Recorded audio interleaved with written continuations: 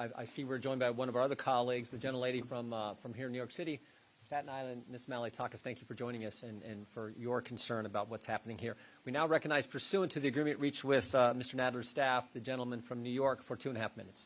Thank you, Mr. Chairman, again, and thank you, Mr. Johnson, for giving me some previous time. I want to continue my previous statement. Back in the 80s, late 80s and 90s, this was a tough town. It was tough to live here. Crime was really very violent, and as I said earlier, during that period, I had the opportunity to work for a victim services agency, providing services for crime victims. And I was also the president of the 34th Precinct Community Council. And if that's one thing that I really learned during those 2 decades, was that you cannot really simply talk about crime without talking about guns. You just can't do it, because 80% of the homicides are committed by guns. Now, we're not minimizing the other 20%. They're also equally important.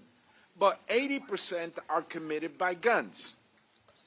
This past Easter Sunday, a young man gets shot and killed on 137th Street, not too far where Mr. Alba used to work. Why? A gun. Just this weekend in Alabama, just this weekend, this Saturday, 4 people shot and killed. With what? A gun.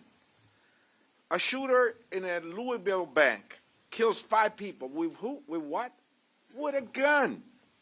The horrific elementary school shooting in Tennessee that left 6 people killed, including 3 children. With what?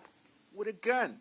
Some of my colleagues, after that shooting, wore their AR-15 pins on their lapels and tie clips, I think mocking the death of those innocent kids. So a gun is the common denominator in 8 out of 10 homicides. How can we take that away?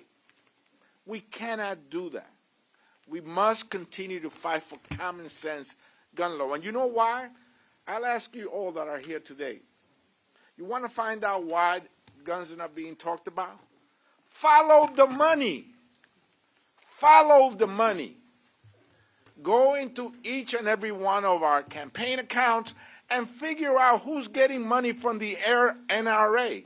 Just follow the money. That's a phrase that's usually used on a common basis here in New York City. Very simple. Yeah. Who is the NRA supporting? Gentleman's time has expired. The gentleman yields back. The gentleman from South Carolina, Mr. Fry, is recognized.